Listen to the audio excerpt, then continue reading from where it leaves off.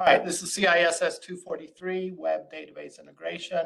I'm Mike Zellers, and we're going to spend a little bit of time going over how the course is structured. And then we'll get into some of the actual material in this course.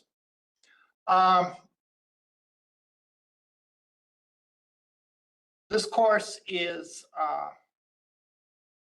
the way to describe it, the fancy academic terms to describe this is it's a high flex blended class.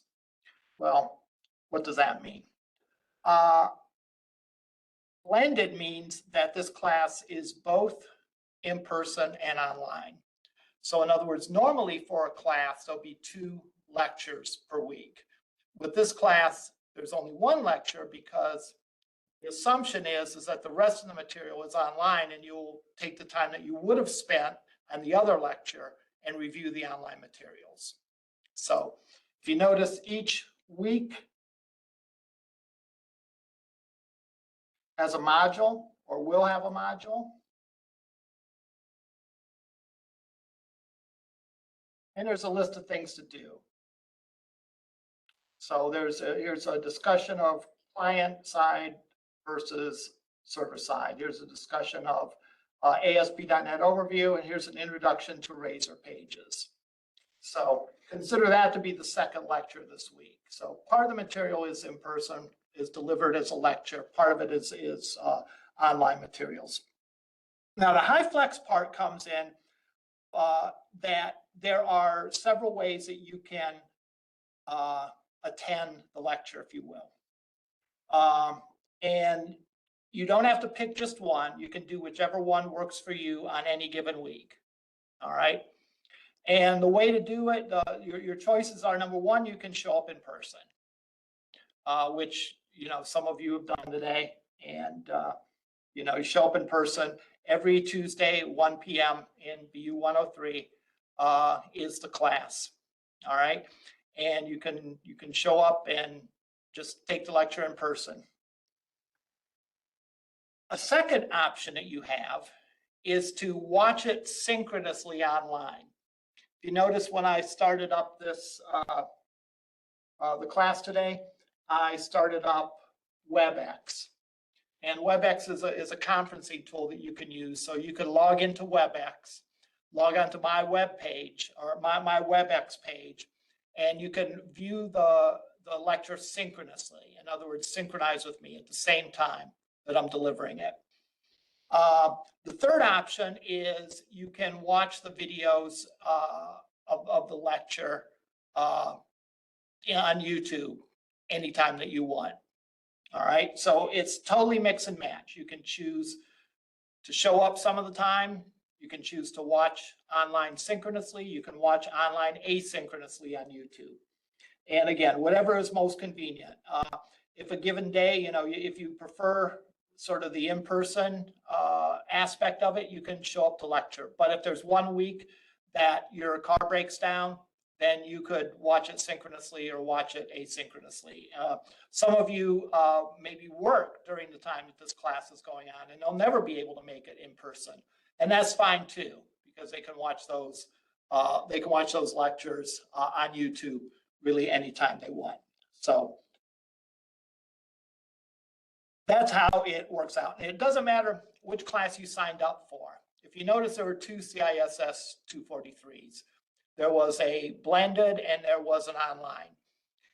We just did that to accommodate the registration system and to just make people realize that they can take this all completely online. So regardless of which one you signed up for, you end up in this class. All right. So essentially, there's only one CISS 243 class. Now the labs work in a similar fashion. There is a lab immediately following this class up in BU 210 from 2 to 3 p.m. All right, and if you want to attend the lab in person, you're welcome to do so. The lab is not required. The lab is for you to work on your assignments. For those of you that are maybe watching either online synchronously or asynchronously. You can also go to the virtual classroom via WebEx if you want to get assistance during the lab time. All right. So even with the lab, you can watch, you can sort of dial in and have it get assistance online via WebEx, or you can show up in person. It's your choice. Again, you're not required to attend lab. The one thing that I have made available is I teach a total of 4 classes in person, and I've opened up all 4 of my labs. All 4 of my labs, I open them up to all my classes. So in other words, you're welcome to attend either in person or via WebEx any of these times. You know, our time is Tuesday 2 to 3, but you're also welcome to attend Tuesdays from 10 to 11 a.m. I'm in BU 210, Mondays from 2 to 3 p.m. in BU 210, or Mondays from 10 to 11 in BU 102. So again, there's a lot of opportunities for you to connect with me if you're working on your assignments and are having difficulty. I urge you to do that. A lot of people want to try to figure out things themselves, and that's great. That's a great characteristic to really be independent and want to figure out things yourself. But you're students in this class, and it's understandable if you don't understand something completely or if you're stuck with something. So rather than falling behind, I suggest that you ask questions, and I'll do my best to answer them. And I may answer them by just nudging you in the right direction. It depends on the question. I'll evaluate that and decide the best way to proceed. Now, if you don't show up in person or online, and you have questions either about the lecture or about the lab, you can email me through Canvas, right? I ask for a few things if you email me through Canvas. One of them is to zip up all your files and attach them to the email that you send. So don't just send me, you know, when we get into these Razor Pages projects, there'll be a whole bunch of files associated with it. Don't just send me the one page that you're having problems with. Zip up everything and send me that. Keep each project should have its own folder. Zip up the folder and email it to me just as you will when you're turning in the assignment. All right. Give a complete and specific description of what is not working correctly.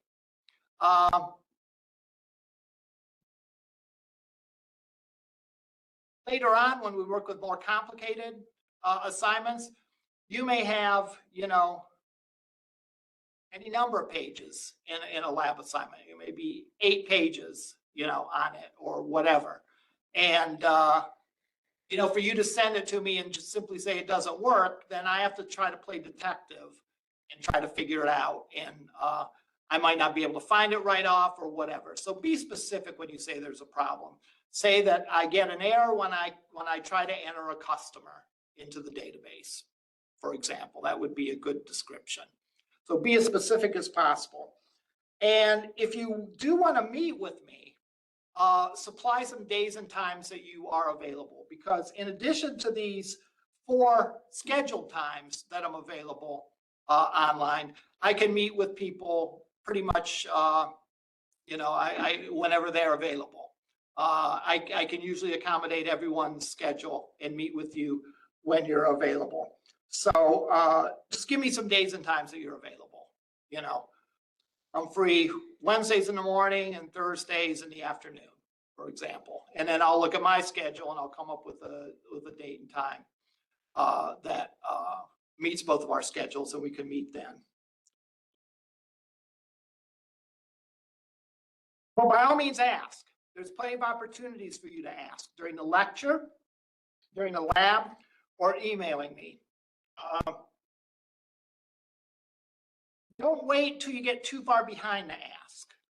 It's another problem that I've seen students run into, that they wait until they're really far behind in the class, and then they start asking questions. Start asking as soon as there's something that you're unsure about. Certainly, I want you to try the assignments on your own. But if you're not making progress and you really feel stuck and you've tried everything you can think of, then by all means, send me an email. Right, here's some more information. I trust you'll read this in the syllabus. Some college policies, some instructor policies to read. I have a policy on late work. My policy on late work is really probably more relaxed than many instructors. I want you to focus on getting the assignments turned in correctly and turned in on time. I don't want you to turn in an assignment that you know doesn't work just to meet the deadline.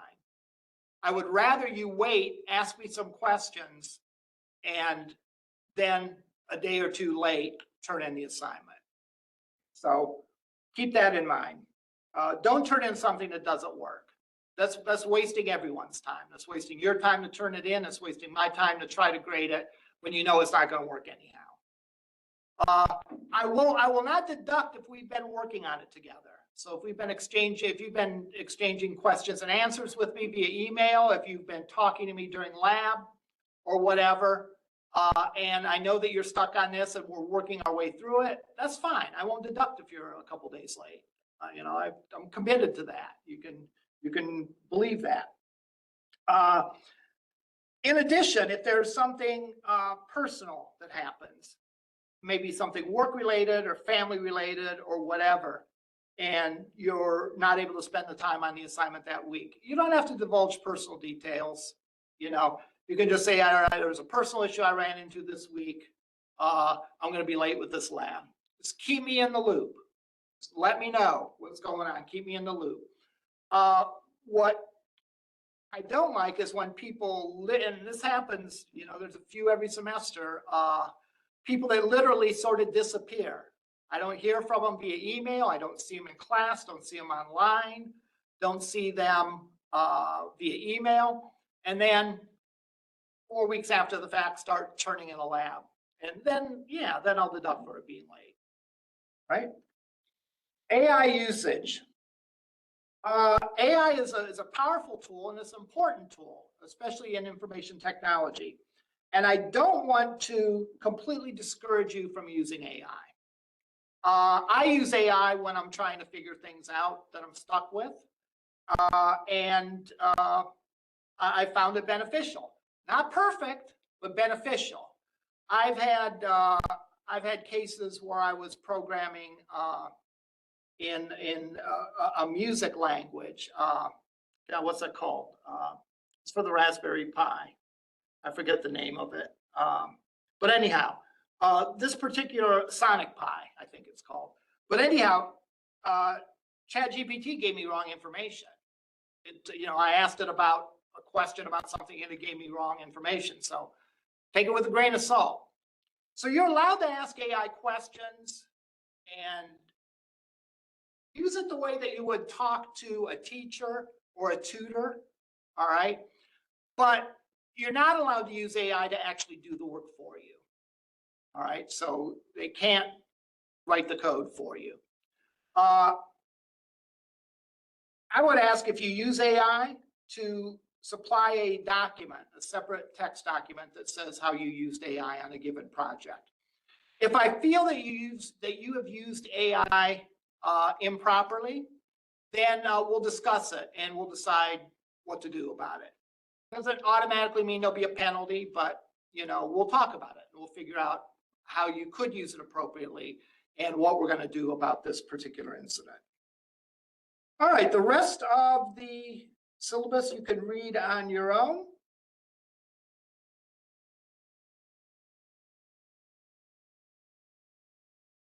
For this week, definitely read the Getting Started, week 1 materials, and read the information about the project, the semester project.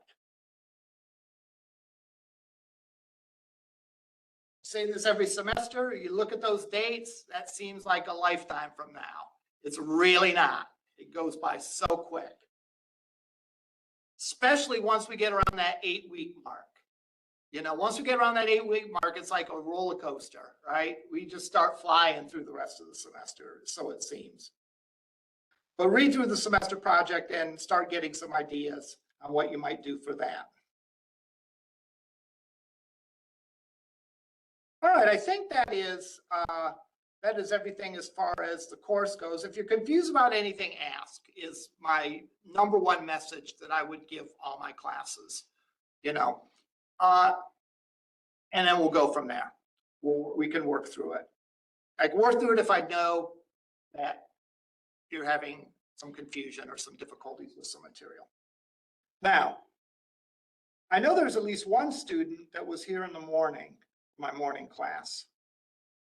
And unfortunately, the next 15 minutes or so is going to be a repeat of that. Maybe not a repeat, maybe a remix of, of that. All right, but we're going to be covering a lot of the same focus. And the focus is on the way that your client and your web server interact. Your client is a person that is sitting at their computer running a browser or using a browser on their phone. Could be another program, right? But a client is responsible for making requests for something. Because when we go to a web page,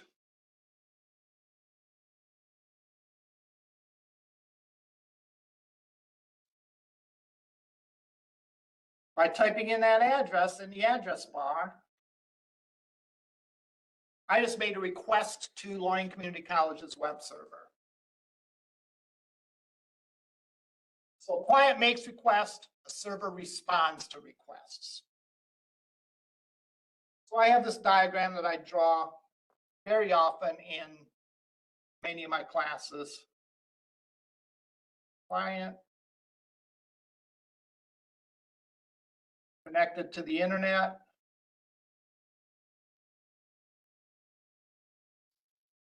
It's connected to the web server. And if you take networking classes, they'll tell you all the details of this. But for our purposes, we know that the client is going to make a request.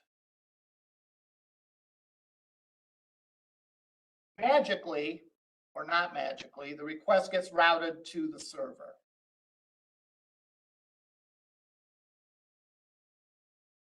The server forms a response, and the response makes it back to the client. Now, generally speaking, the response is a web page. And by a web page, I mean it's going to contain HTML, CSS, JavaScript in some mix. So that's how the response comes from a web server. Sends it back a web page. We typed in loraincccc.edu. That request made it to LC's server. Response comes back to me, the client. All right. We can also make a request if we click on a link.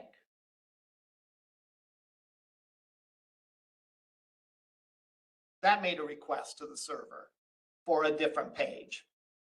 What is contained in a request? What's contained in a request is a URL, maybe some data. If we go to Canvas, for example, and log on, all right, we get a form when we go in to log in. We type in our user ID and password in there. That data that we enter gets sent to the web server for the web server to evaluate. All right. And there might be other information about the platform. Are you Mac, PC, Android, iOS, etc., your IP address, and so on. All those sort of get sent as a bundle as part of your request. Now, what's the server do with that request? Well, the simplest forms of web pages are called static pages. For any of you that have had CISS216, these are the kinds of pages that we built in CISS216. Plain HTML, JavaScript, CSS. By static, we mean not changing. In other words, if you went back to your first assignment in CISS216 and looked at it, all right, it would look exactly the same today as when you turned it in. Compare that with going to ESPN's web page. That's going to look different now, and it might look different tomorrow. And it might look different over the weekend. Sometimes it might change, you know, from morning to evening. All right, that's dynamic web pages. Those are dynamic web pages. Dynamic web pages that change without being reprogrammed. Right? Because a static page could change, you just have to manually go in and change it. Whereas a dynamic page is not a completed web page, it's sort of a recipe for web pages. It's code or instructions. How to create the web page. And the web server, when it processes a dynamic web page, it goes and it executes that code. It follows step by step the instructions it's given and assembles and creates the output that it's going to end up sending to the browser. The output being a web page, which is HTML, CSS, and JavaScript. Sorry, that was a really bad accent. Oh, I'm sorry.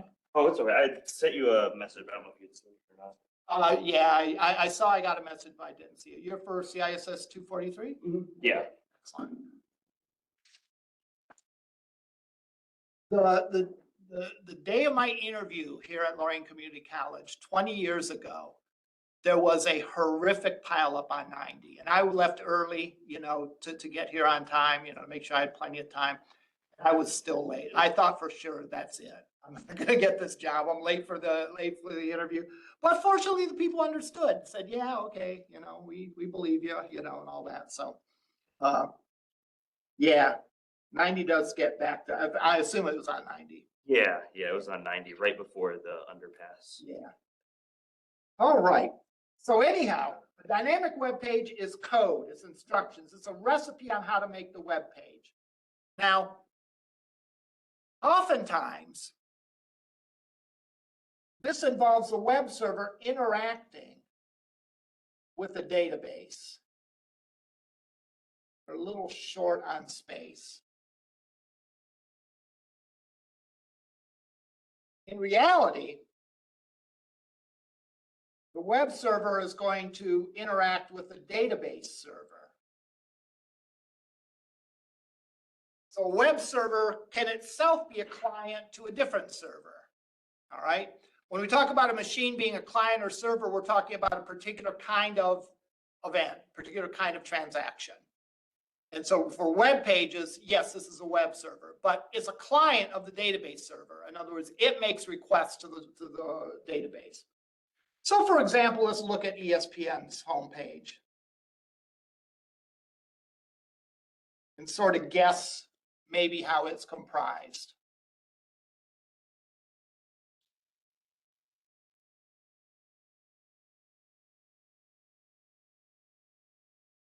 All right.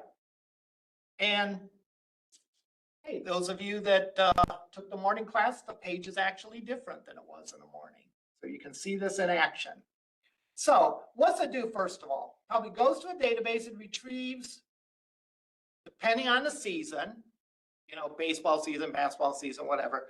It retrieves the latest results. Or no, these aren't results. These are the upcoming games today. So it tells me that the Angels are playing Detroit, the Cubs are playing Pittsburgh, and so on the line. Now, if you think about it, tomorrow they're not going to have a programmer typing in tomorrow's games up there and changing it every day. There's a database that has a schedule in it. And the instructions in the server-side code says, go to the database, pull this data, pull the baseball games for whatever the current date is, right? And then go and format it as sort of a top bar like this.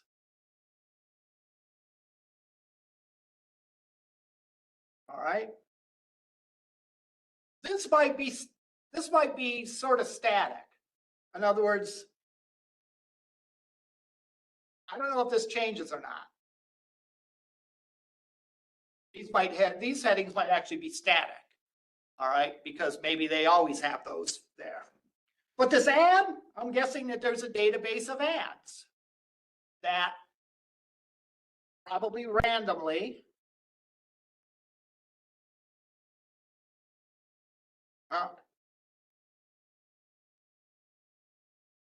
maybe not. Maybe Camry bought the ad for this time frame or whatever. But it pulls from the database the ad. There's not a programmer that goes in and changes the code to pull up a different ad. Then we have like the top story of the day. There's a database that contains the stories and so on. So you can see that this page is created by a bunch of database interactivity. Each of this stuff probably lives in some database table somewhere, or lives somewhere that the web server can access and pull up and display on the page.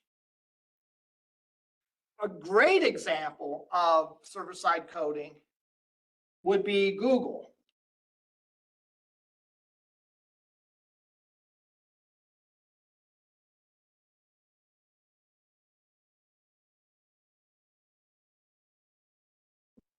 If I do a search for something, if you notice, it's always calling this page search. But the data that we entered, and if you look closely, that's on the query string, along with some other parameters.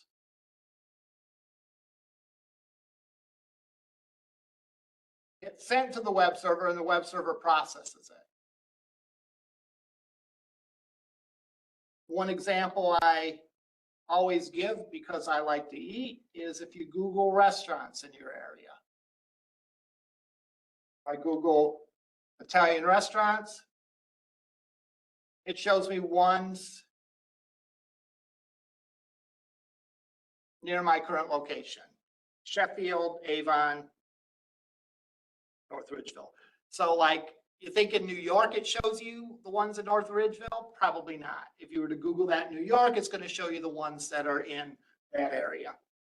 Because again, the web server has instructions on what to do, how to figure out what results to pull from the database and how to display them. It's not like there's a web page for Italian restaurants that gets called anytime someone searches for Italian restaurants. That page gets created dynamically with a set of instructions that run. So I'll probably refer to this diagram, or maybe even redraw it pretty often. We're interested in this class primarily in this side, the server side. Because on the client side, client is mainly responsible for making small changes to a page that's already been loaded. All right, changing a page that's already been loaded, giving some interactivity to it. The server side does sort of the heavy lifting, and it's responsible for creating these dynamic web pages. Now, on the client side, the scripting language is JavaScript, or the programming language is JavaScript. On the server side, there can be a bunch of different programming languages that are chosen from. There is PHP, there's Python, there is JSP page and Java servlets. Going back a long ways, there was Perl. There's Ruby on Rails. And there's going to be our choice for this class, ASP.NET. ASP.NET is sort of a blanket description, a blanket title given to Microsoft's web platform. if you will. And it involves several different choices for how to do things. All right. We're doing things using Razor Pages in this course, almost exclusively. I think we have later on, we have an assignment using a different form of ASP, but all our stuff in this class is going to be comprised, most of the stuff in this class is going to be comprised of creating Razor Pages. Now, you don't have to create a Razor page for your first assignment. Your first assignment, I ask you to look into some technologies and create a web page. You can do that in plain HTML. You can create a Razor page if you want to, because after all, I'm going to go over a Razor page for the next 10, 15 minutes or so. And there's an example video that you can view online. So if you want to, live it up and create a Razor page, by all means do so, but you're not required to do one for the first assignment. All right, let's start looking at what Razor pages are and how to create them and how they work together to create a web page. And we're going to do this slowly. We're going to create real simple ones, basic web pages, just to show you the parts that exist in a Razor page environment. Okay, so I'm going to go into Visual Studio.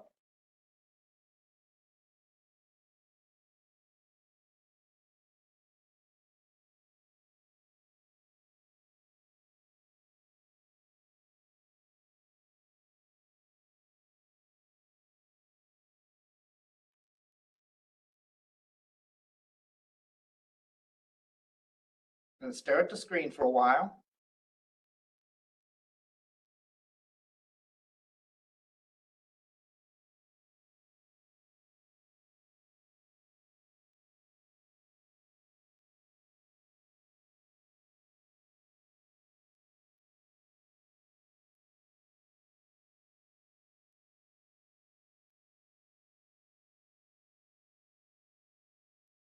File, new, create a new project. Now here's, Visual Studio is sort of your Swiss Army knife, right? It does like a million different things. So we're going to find the things that we want. Fortunately for us, it's right on the first page. And if you notice, there's a whole lot of pages to sift through. You can create. We are interested in creating an ASP.NET Core web app. We'll talk more about ASP.NET Core later on. It's a way of interacting with a database. And we're specifically going to be using Razor pages.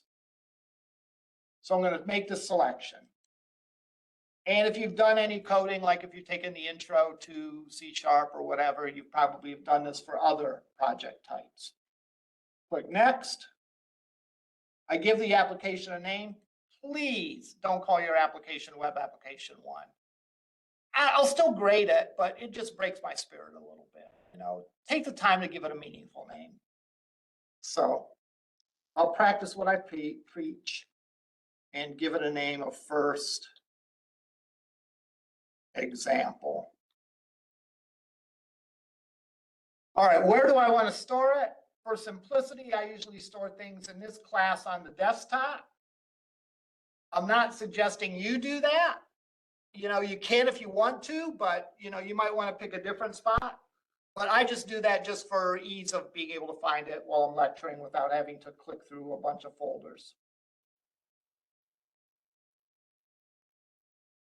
Place solution and project in the same directory. Yes, I'm going to do that. Next. Framework for .NET, you can use 8.0 or 6.0. Don't go earlier than 6.0.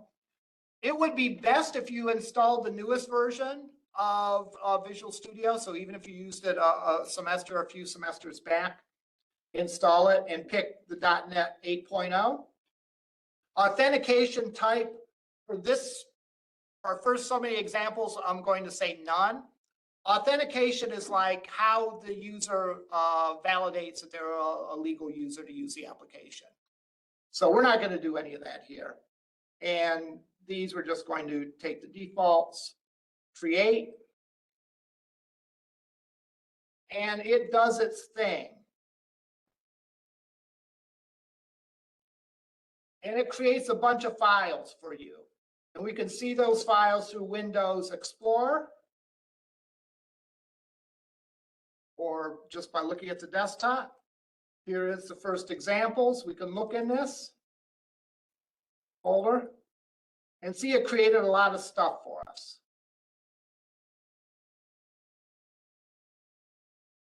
A lot of folders. We'll cover some of these in time. Some of these we'll probably talk about today, but creates a bunch of stuff for us.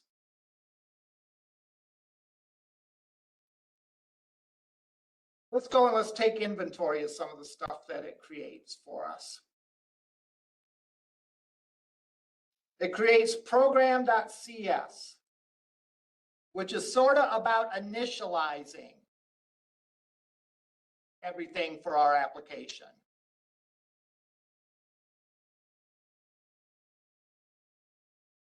App settings is where different information goes, and later on, our connection to the database will be specified in the app settings folder. www root is our web server's root folder, right? So if we have any static content, any non-Razor page content, like if we have images, or we have a plain old HTML file, or if we have a JavaScript file, or something like that, not a Razor page, but just other files associated with the website, they will typically go in here. Like, for example, there's a default CSS file here. There is a default JavaScript file. I don't think anything's in them, but they sort of nudge you in the right direction of putting that in. Likewise with the site, they do some very, very basic styling. Different libraries that it uses, and we'll run into some of these over time. Again, I'm just sort of previewing this for you. We're not going to get too deep into this, but I do want to show you sort of the very basics of a Razor page. Now, your Razor pages don't live in www root. Your Razor pages are in the pages folder, right? And when we make a request, it knows to go to the pages folder, use that to create a dynamic web page that it displays to the user. It gives us for absolutely free an index.cshtml. Your Razor pages end in .cshtml. So when I run this, it's going to call this page index.cshtml.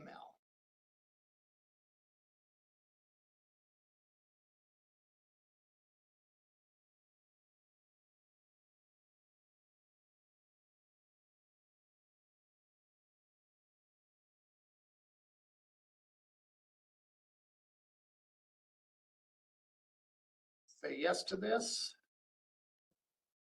Probably said, don't ask me again.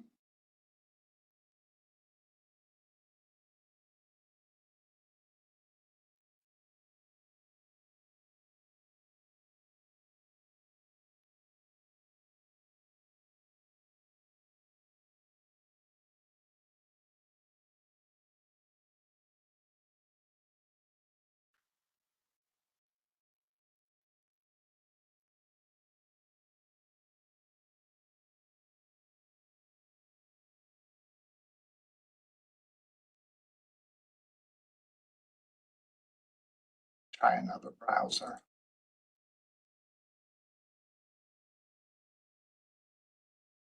Yeah, there we go. Chrome did that check, but Chrome did a privacy check, but Edge doesn't. So I'll look into how to fix that for Edge for next week. But for now, you can just take that address and put it into the Edge. And here's our home page. Now, just wanted to cover a couple more things, just as our introduction to this. I am going to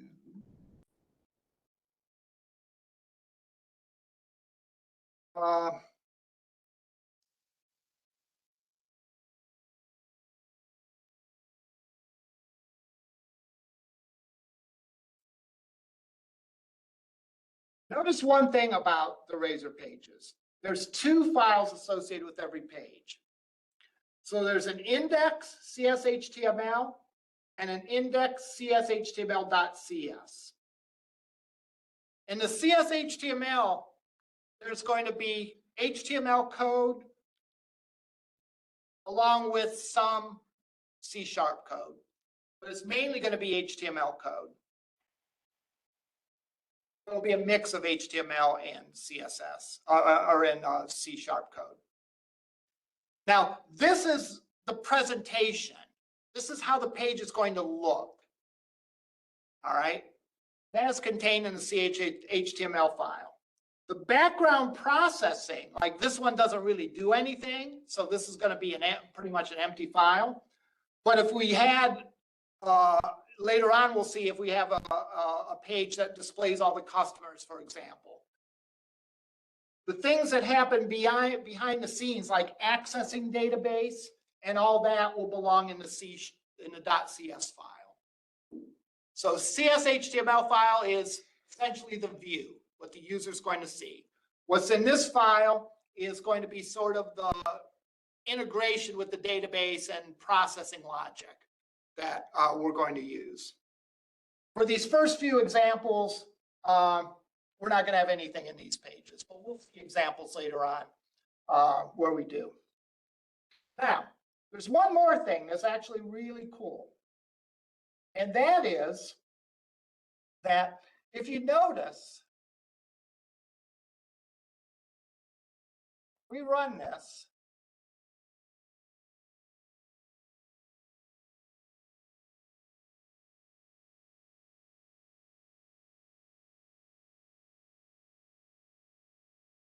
We look at the Razor page.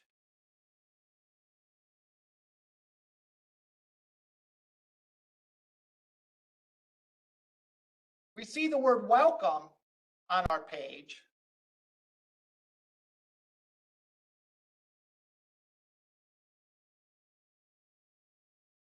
But we don't see this. That's not part of this CSHTML page. It's actually part of this shared page called layout CSHTML, _layout.cshtml. And this page contains common code that's going to be on all the pages.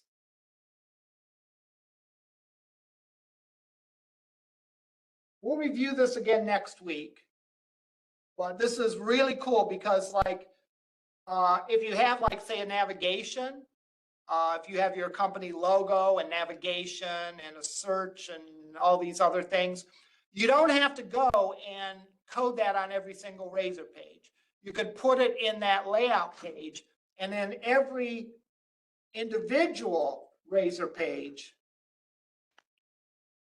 uses that as the starting point.